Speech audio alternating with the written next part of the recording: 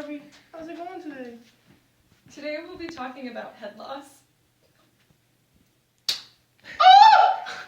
Today, we'll be talking about head loss, which is a measure of the irreversible loss of useful energy to heat and turbulent behavior. Head is a length and can be thought of as the ratio of energy to weight of a fluid particle. Head loss is important because it occurs in all systems.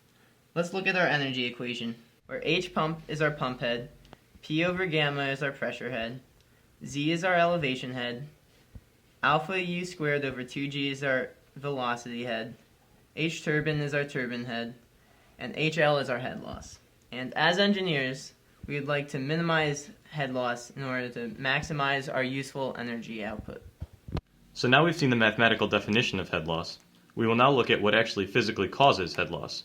Friction is one of the main causes of head loss. This is due to the no-slip condition at the boundaries of pipes. This causes the fluid velocity to decrease to zero at those locations. Another cause is sudden expansions or contractions. Head loss can also be caused by changes in direction, and head loss also causes hair pulling of the engineers that are trying to decrease it. To look at an example, we can consider a crowd of people moving through a smaller hallway that then expands into a large room, which then goes back into a smaller hallway. The crowd of people, upon reaching the large room, will expand into the large room, moving in a direction like this. Once they get to the exit, they will again crowd back into a smaller area. At these points, the velocity is not moving in the same direction as the flow, so the velocity is causing head loss because we're moving in a direction that we don't want to go.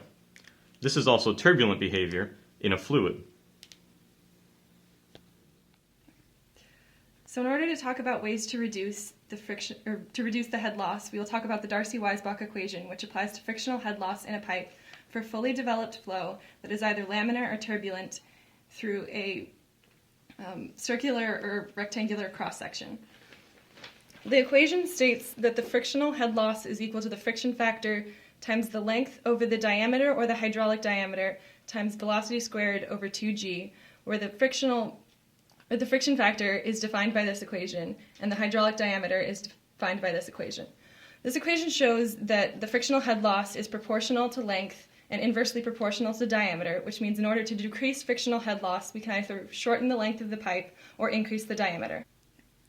We have another equation for specifically laminar flow, which states that the frictional head loss equals 32 eta L over gamma d squared U, where eta is the viscosity and U is the velocity. This shows that frictional head loss is proportional to viscosity and velocity, so in order to reduce frictional head loss, we can reduce viscosity or velocity.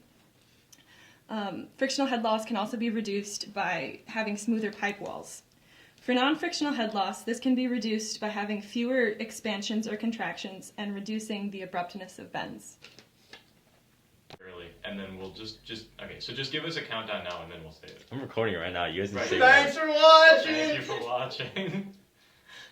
Thanks for watching. All right. You guys can just go out any time and then cut out the rest of the video. Give us a countdown. I mean, I'm just alright. Thanks for watching.